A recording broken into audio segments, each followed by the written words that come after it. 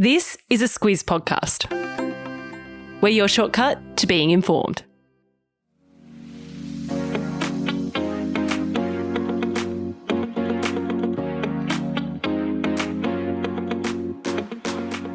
The weekly wrap is the week in news and what's coming up. I'm Claire Kimball. And I'm Jodie Speers. We're going to get you across Israel's strikes on Iran, Iran's strikes on Israel, and US President Donald Trump's maybe strikes on Iran. It's dominated the news this week. Yeah, no prizes for guessing that was the biggest story this week. The Erin Patterson triple murder trial is wrapping up, and there's an update on Australia's proposed social media ban. Yeah, that's for under 16-year-olds. Looking ahead, Glastonbury's on next week. It's going to be a bit retro, so let's get into it. Let's do it.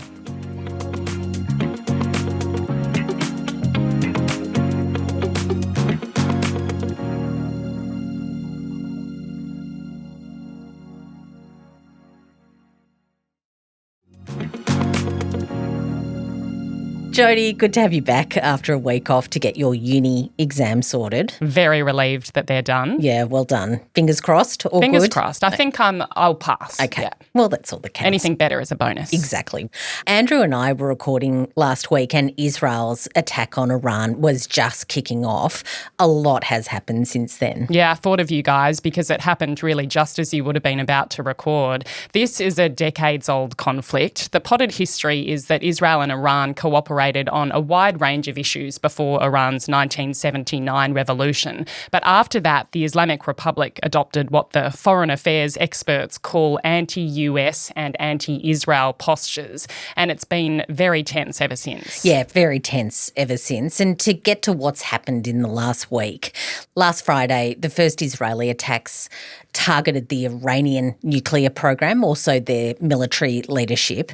Put very simply, Israel's Prime Minister Benjamin Netanyahu said, if not stopped, Iran could produce a nuclear weapon in a very short time. Yeah, have a listen to the shortcut from Tuesday if you want more details on that. There's been a bit of a build-up on the issue of Iran's nuclear capabilities. It's something that we've been hearing about for a number of years. For its part, Iran insists that its nuclear program is peaceful, that they're not trying to develop an atomic bomb, and its foreign minister called Israel's strikes in the last week a declaration of war. Yeah, I guess one question to address is why can't Iran have nuclear weapons? Israel is said to have nuclear weapons. That's never actually been confirmed.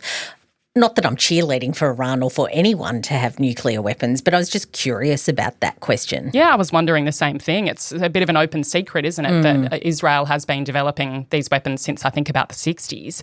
Iran has signed international treaties saying that it won't develop nuclear weapons. Last weekend, the G7 leaders gathered in Canada and they issued a statement saying we've been consistently clear that Iran can never have a nuclear weapon. They called Iran the principal source of regional instability and terror, and they backed Israel's right to defend itself. And we then get to Thursday. US President Donald Trump weighed in on this, saying that Iran was a few weeks away from having a nuclear weapon. He's at odds, actually, with his National Intelligence Director, Tulsi Gabbard. A few weeks ago, she fronted a Senate committee and testified that Iran didn't have that capability and wasn't going to get close to that capability anytime soon. This week, Trump said he doesn't care what she thinks. Yeah, very confusing for all of us who don't have access to any of this intel. We'll get to the internal issues for Trump in a sec, but to keep on track with what's unfolded over the week, the two sides have traded strikes. Israel's operation is called Rising Lion. Iran's is called True Promise 3. According to Iranian authorities, at least 224 people have been killed, but human rights groups have reported significantly higher figures than that. In Israel, officials report 24 deaths and more than 840 people wounded so far. There's said to be widespread panic amongst civilians, certainly looking at some of the accounts from Australians who have been in Israel. They're certainly talking about the days being okay, but the nights being particularly terrifying. Again, a map would be really handy right about now, but we'll put a link in the episode notes so you can see how it's actually playing out with those strikes. So far, there's no sign of either side backing down. Yeah, President Trump, we mentioned mentioned before, he's been a central figure in all of this. He's been considering whether to join Israel's strikes on Iran's nuclear sites if it doesn't declare an unconditional surrender. A lot of speculation about that, and fair to say too that Trump actually fueled a lot of that speculation. Towards the start of the week, he said, I may do it, I may not do it. Nobody knows what I'm going to do. And as we started on Friday, his spokeswoman had fronted the media overnight and said that they would allow a 2-week sort of window for diplomacy before deciding whether they're going to go and launch any sort of US strikes in Iran. Yeah, another element involving Trump that's fanned the conflict is that he and Netanyahu have raised the idea of assassinating Iran's supreme leader, Ayatollah Ali Khamenei. Trump said that he was an easy target. Yeah, and just on Khamenei, he's a religious figure, but he has a lot more power than Iran's president, than any political figure in the country. He's also the commander-in-chief of the armed forces, which I didn't quite realise until now. I thought that was a wing of government or the political sort of institutions that were able to do that. But as commander-in-chief, it's a really interesting sort of dynamic there. He doesn't command, though, the support of all of Iranians, and his people are divided. That division, according to reports, is only deepening. Yeah, as a Squiz podcast listener, I know that you've spoken a lot in recent times about the unprecedented protests across Iran against that ultra-conservative leadership. Yeah, it's also an element in all of this. So this division inside Iran, you might remember Iran's president was killed in a helicopter crash last year. His replacement is considered to be quite moderate. So it suggests, you know, whether there's going to be an overthrow of the regime, like that's the big question. But it certainly does suggest that many Iranians don't support this really sort of hardline religious regime that really has presided over Iran for quite some time now. As for Khamenei, he's said to be in hiding. Trump says that he knows where he is. And this is his quote, "We are not going to take him out, at least for now." Iran is the sponsor of the terror groups Hamas, Hezbollah and the Houthis in Yemen. So the anti-Israel, anti-Western militias that form the axis of resistance in that region. And the killing of Khamenei would be huge. That would be something else. Oh, something else entirely. It would take conflict into a whole other realm. Another thing to note is that Iran is not the only one facing division. We pointed to Trump and Tulsi Gabbard before. Trump supporters are not on the same page when it comes to this. So part of Trump's political brand is this sort of US first, America first agenda, and for the US to stay out of other nations' wars. He's talked a lot about that in his time in politics, particularly in the Middle East. So getting out of Afghanistan, of course, was one of the really big things that they talked about. So the prospect of going back into a war in the Middle East is something else entirely. A US strike against Iran, the prospect of that has kicked up a lot of dust in American politics. Yeah, I saw a poll in The Economist this week, and it was done last weekend. It showed that 53% of voters who backed Trump in the last election at the end of last year don't want the country to join in Israel's strikes. So that's a majority, a slim one, but most people are saying we don't want American lives on the line and we don't want all the money that goes into these sort of conflicts. Exactly. And look, one thing we do know about Trump when it comes to polls and being liked, he likes to be liked. So the experts say that the threat of the United States joining could just be a negotiating tactic as well. So look, lots of questions still to answer. Let's just leave that one there and we'll move on to other issues from the week. Sounds good. 3 other stories from the week to get you across, and Jodie, your specialty story has hit a very critical point. I'm talking, of course, of the trial of Erin Patterson over that lunch that she served that resulted in the deaths of 3 people from poisoning by death cap mushrooms.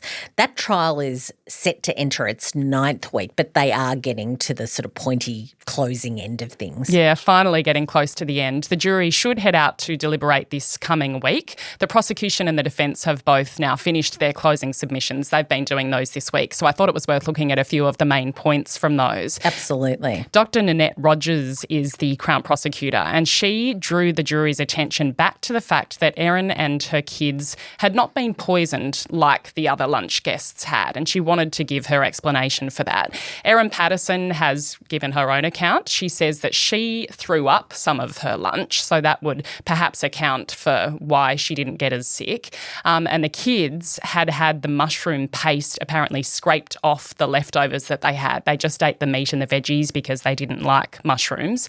But the prosecutor outlined something I hadn't heard before in this trial that I thought was interesting. She said that the toxins from the mushrooms would have penetrated the meat and actually remained in there. And they know that because they tested some of the leftovers that were found in the bin at Erin Patterson's place. And she said just the meat part was found to test positive for death cap mushrooms. So she's saying it doesn't quite make sense that the kids would not have got sick and Erin wouldn't have got sick unless they had a specifically, set aside uncontaminated portion. I saw part of the reporting about this talking about these sort of, I think, 4 calculated deceptions, and the idea that one of those was that Erin Patterson wasn't telling the truth about her meal, about the kids' meal, that there was these sort of lies that were stacking up and that she had sort of held on to these deceptions throughout all of this since it happened. So that was one of the big questions. Yeah. That's right. And another interesting point that I thought she made was when she questioned why, if Erin was feeling really sick and had all this diarrhoea that she said that she had after the meal, and she knew that the other guests had been hospitalised with illness, why then would you give those leftovers to the children? That sort of fed into this idea around premeditation as well, didn't it? That there was a lot of thinking through how that was going to play out. Certainly what the prosecution is saying, that it was very well thought out and that she wouldn't have put her kids at risk. That's right. They say it was all very calculated, whereas the defence, on the other hand, say that it was all just a terrible accident. I'll run through a couple of the things that the defence focused on as well in their closing submissions. Colin Mandy, SC, the defence barrister, he really focused on the lack of an apparent motive in this case, but the prosecution says that's not relevant. We don't need to know the why. It's just about whether she did it or not. The other thing that the defence emphasised was that she's not on trial for being a liar. So they're admitting that there were some untruths there, but saying that doesn't make her a murderer.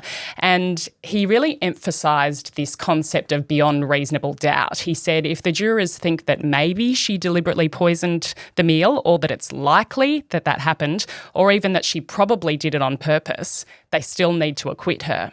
One of the things that I latched onto very early, I think it was in the first week, was when they were setting up their cases, the prosecution and defence, was that concept about motive and intent. And, of course, we all want to know why she did it, if she did it. And this idea, I think the Crown telling the jury that motive doesn't matter, but the defence saying motive matters a lot. If they can't explain that, then they can't actually explain either that she had the intention to do something wrong. Yeah, and realistically, for a juror, of course that's going to go through your head. You know, it's quite hard for the prosecution when they don't when they don't have a clear motive that they can point to. But that's all wrapped up this week. We'll see the jury go out. So we could get a decision next week. It's possible. I think for such a complex case like this, you'd think they would deliberate for a few days. But it's really hard to tell with juries. I mean, we're not allowed to know what happens in that room, so we will see. So interesting. All right, so that's going to be a really big news story next week. So we've already got a bit of a look ahead to what's coming up. A lot of squizzers are interested in the Albanese government's proposed social media ban for the under 16-year-olds. We're very interested in it because of the work that we do with media literacy, of course, with Squiz Kids and the Newshounds program. There was an update on that early yesterday. Yeah, it's a bit convoluted how it's actually going to be put in place. They can't just put a ban in place because of the quite complicated technology involved and the fact that Australia would be the world's first country to do it. So we're paving the way here. There's no other process in place that we can just sort of copy or borrow from. It's been the issue that's been talked about a lot in trying to do this. Like, no one else has done it, so can we really do it? It's a really tricky one, that's for sure. So what was announced yesterday was that this is the title of the process that's been going on since that legislation was passed last year. The age insurance technology trial has been given the green light for implementation. So they've had to set up this trial to test technology to see if they can actually do age verification to put that ban in place. And they reckon the technology that they've been working with, and this is the quote from the group, that it's private, robust and effective. Yeah, it's no small endeavour. They analysed methods from 53 organisations globally and they worked with over 1,000 Australian students. The technology that they've tested includes AI-powered facial analysis through people's phone cameras, and they say that there's been overwhelmingly positive feedback from the participants. Positive, they say, but there's no single universal solution for this. There's not like a thing that they can roll out. And you can imagine that's the case because, of course, Meta's sign up to Instagram is very different to TikTok's sign up for an account and so on and so on. So you've got to factor in also kids getting around the ban. Never underestimate that, Claire. Exactly. So they say that the technology is going to need continuous evolution to address any of these workarounds. Yeah, just a note on the reporting on this. News Corp has been championing this ban. It's run a campaign about the evils of social media for kids, and it was the one to break this story on Friday ahead of the Albanese government's announcement about the trial. Earlier in the week, other outlets carried stories about the problems with this sort of technology. Yeah, the ABC actually had quite a significant story this week. They spoke to the guy who's running the trial. He confirmed that face scanning technology had identified children as young as 15 being identified as someone in their 20s or 30s, and he says that it's a real problem. Yeah, he talked about one case where a 16-year-old was misidentified as 19, 37, 26 and 23 years old on different attempts by the various different tools being tested. There are a lot of experts saying that it's more than a problem. It actually makes this ban impossible to put in place. Yeah, it's not that they're, deliberately trying to be negative about this. They're just saying in a practical sense, it's not going to work. So I guess the thing to note is that if you're on social media, and 20 million Australians are, the plan is that we'll all be required to demonstrate that we're 16 years or older when we log in, and it's due to come in place in December. Right. So speaking of facial analysis, it might be the depths of winter for most of us, Claire, freezing on the way to work, but sun cream was an unlikely big story this week. Yeah. So the consumer group Choice released results of some tests they do. They from time to time pick up a particular category and they do the test, and it makes a lot of news, particularly if it's in a category that affects health. They're the sort of stories that really, really break through, and this one absolutely did this week. There were 20 popular sunscreens that they tested. The results weren't great. So Choice said only 4 out of the 20 products that they tested offered the sun protection that they were promoted as offering. Cue a lot of concern and some pretty bad reputation damage for some of these big brands. Cancer Council's Ultra Sunscreen, which is supposed to have an SPF of 50 plus, came back with a result of 24. The Banana Boat Baby Zinc returned a result of 28. Also, some more prestige sort of brands were tested, like Ultraviolet, which sells in stores like Sephora. It costs around $50 a tube, I think. The Ultraviolet Lean Screen product was tested. It claims to have an SPF of 50 plus, and Choice says that it's only 4 according to their tests. And part of what's been really interesting about this story this week is how Ultraviolet responded.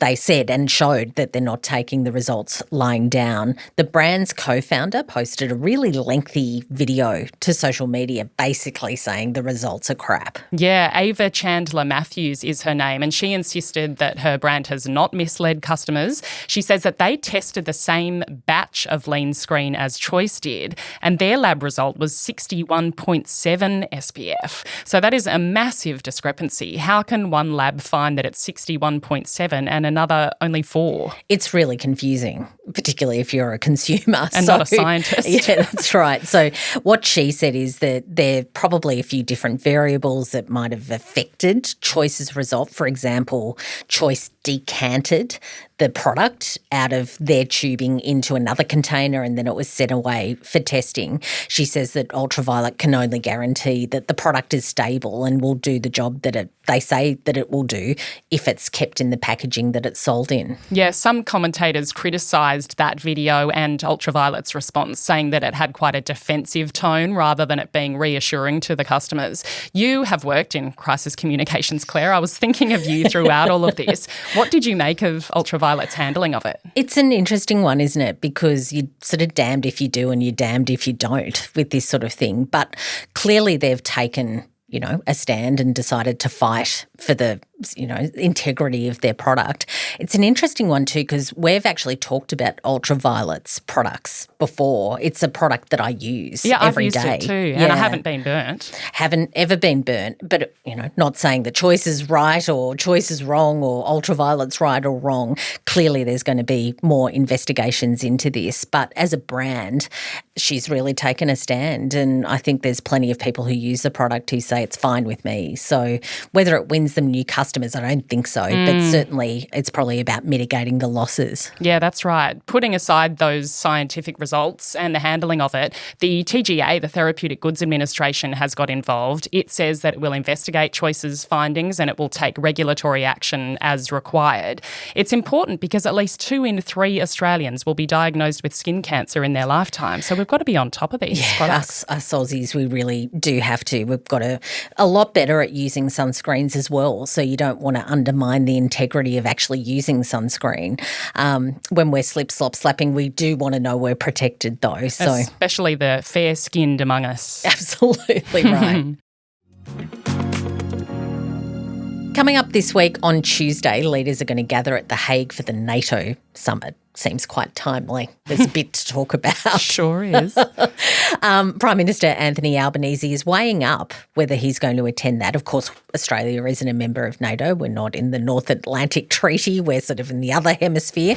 But he's really hoping to secure that meeting with Donald Trump, and maybe this is an opportunity to do that. Yeah, tricky timing for him. That meeting was originally planned, of course, for the G7, but it didn't go ahead. Trump left early to respond to the escalating situation between Israel and Iran. Did you see this week, you pay attention to the papers or the commentary about whether Albanese really wanted the meeting or didn't want the meeting, or whether he was trying hard enough to get a meeting? I thought it was a bit ridiculous. Yeah. I mean, Trump had to go, and Australia, even though here we think we're very important, on the world stage we're not right up there. Yeah. We're not always a priority. Yeah, things happen. But look, no doubt they can pick that up potentially at NATO. But Albanese did still go to the White House. He met with senior officials there, not with the president. There's lots to talk about, of course, with very senior people as well. But at a press conference after all of that, he said that he did raise the issues about exemptions to tariffs, for example. He also reiterated the offer of Australia's critical minerals to be part of those negotiations as he tries to get a better deal for us on the tariffs front. Yeah, and he used that moment to confirm Australia will begin formal talks with the European Union, which is interesting. The aim there is a new security and defence partnership. Yeah, so that's centred around cooperation in areas like defence industries, cyber security, counter-terrorism. The idea is that it won't have any sort of military deployment obligations tied into that. Yeah, so not a NATO-style deal, to just be clear on that. Albanese also flagged that a free trade deal with the EU is getting closer to being finalised. Yeah, lots of interest in free trade deals, particularly if things are tricky with China, as they have been, and tricky with the United States. So finding other allies and partners for trade is a really big focus. Those discussions with the EU have been going on for quite a while, since 2018. They've been put on the back burner for a bit, but they're very much back in vogue now. Also on Tuesday, just to move off that, Tuesday, the Queensland and ACT governments are handing down their budgets. And on Wednesday, Susan Lee will address the National Press Club. You mentioned that last week, Claire. Something notable about that, though, is that Peter Dutton never fronted the Press Club as opposition leader. I'm not sure that I'd clocked that. Yeah, well, he took a very different sort of approach to a lot of media, that he didn't participate in some of those forums. I think there are only a handful of, for example, interviews on 7:30. There's lots of those sorts of forums. I think the Dutton team took the view that it just wasn't something that was going to ever move the dial when it came to voters, so they did other things. Not so forthcoming on podcasts generally either. Yeah, not on ours anyway. But look, it's an interesting one for Lee and whether she's able to articulate, the view about where they're going.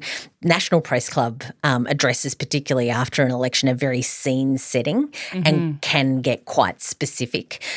Who knows what she's got to announce? I'm really interested to see. Yeah, I'll have an eye on that for sure. Wednesday is also the start of the Glastonbury Music Festival in the UK, slightly different sort of event. Music acts include Olivia Rodrigo, the 1975, Charlie XCX. It's always interesting too to see what legacy music stars get rolled out, the ones that are often up my alley. That's Rod Stewart, Neil Young, maybe not those two so much. There's also Alanis Morissette and The Prodigy. I love a bit of Rod. You might not. He is 80. I think you'd be one of the younger fans. Probably would be. He's just finished residency in Las Vegas, which I was looking at. That's some what's stamina been up for to. 80. Yeah, and he's also on a world tour at the moment. So he's actually coming to Australia in August. And I know who needs a ticket for that, Claire. I reckon I should get myself a ticket. It'd be a good sing-along for sure. On Thursday, The Bear Season 4 is out on Disney+. Highly anticipated by fans, of which I am one. I haven't seen it. Oh, Jodie. Get on board. What do we talk about on this podcast? Yeah, shows. Half-hour episodes. Oh, really? Okay. I'm on now that exams are over. Get in. Yeah, it's a good one. Looking forward to that one. Squiz recommends, Jodie, you've got a recipe for us. I do. Crispy sesame chicken is this one, and it's from Simple Home Edit, which is an Instagram account that I follow. She's really good. Great kind of pretty easy midweek dinners. I've seen her stuff, yeah. Oh, yeah. I also bought the book recently, actually. She's got a cookbook out. And this one for me is like a bit of a compromise in my family because I'm not really into like the honey chickens and the sweet and sour porks. Saucy those things, kind of fried sweat. They just make me feel a bit yuck. My husband loves them. And so this is for me that compromise where it's not going to win any health awards, but it's homemade and it didn't make me feel yuck and everyone liked it. So everyone liked it. That's a win. That is an absolute win when you're handling kids, a husband with a view. The dog would have loved some, but no. Dog would have loved some. All gone, I'm sure, before we got to that. Definitely. And look, maybe we can sort of cook up some of that. It sounds delicious. And then settle on the couch with Netflix, the new doco movie on the Titan submersible disaster. Tell me about that because my husband and son watched it without me while I was studying. I think that's night. really rude. Isn't it? Yeah, because it's a good one. It's had quite a bit of press this week because it got a real inside look as to what was happening within the organisation, that Ocean Gate company that was behind the Titan submersible. Of course, 5 people died in 2023, including the founder of the company, Stockton Rush. They were heading down to the Titanic. This was sort of part of their commercial model to try and, pump more people through and take them down because they were paying big prices to do that trip. He had, though, when you look at this doco, this track record of ignoring safety issues and sidelining people who really dared to speak up about those safety issues. So the way the doco lays it out, it's all kind of inevitable, which is really, really sad. Really sad story, but it was very interesting to see that inner machinations and just get inside the submersible like those people did. So, yeah, I'll watch that for sure. Yeah, the links to both of those are in the episode notes if you want to dive in. Squiz Press for this week. If you haven't listened to Trent Dalton, the episode from the call sheet, you really should. Yeah, Larissa, who Squizzers will know from Monday Squiz Todays, said that it was in her top 3 News Club episodes ever, which is a big call. Larissa is quite picky and she is really great with the feedback. So to say that we've cracked the top 3 on her list is really quite something. In fact, she'd broken it down into points about here were the bits that I cried about and here are the bits that made me really happy. She's a big Trent Dalton fan, of course. I really enjoyed it as well. To hear 2 blokes talking about their feelings. Agree. That's what I was going to say. I loved how Trent talked about the strength of his sensitivity. He said as a kid he used to be called Blinky Bill because he was always blinking back the tears. And I could picture this little boy, but he's really harnessed that and it comes out in his writing. So it's such a good chat. Of course, it was hosted by a fabulous Bryce Corbett, and they're friends. So Yeah, of you course can they tell. had quite a great conversation that friends have. A really good weekend. Listen, I reckon you could just dive straight into that after you finish with the weekly wrap today. It's in the News Club feed. So just move on to that one. Get another coffee and settle in. And we'll chuck a link in the episode notes as well. We're also going to finish up with a quick chat with Annelise Taylor. Annelise has been our producer for such a long time and she's heading out. So we're really sad that Annelise is heading, but we just wanted to say thank you very much for being with us. You will be missed, Annelise. This is actually my first time on mic. Oh, really? I feel a little nervous, but no, it has been amazing and I have loved every moment of it. Very sad, but very exciting. Annelise is the person who, sort of wrangles us, who makes sure that we get stuff done, who suggests what we're sort of, dolling up every week. She's a good news filter. She's been behind getting our video strategy sorted out and doing all of that, which is no mean feat.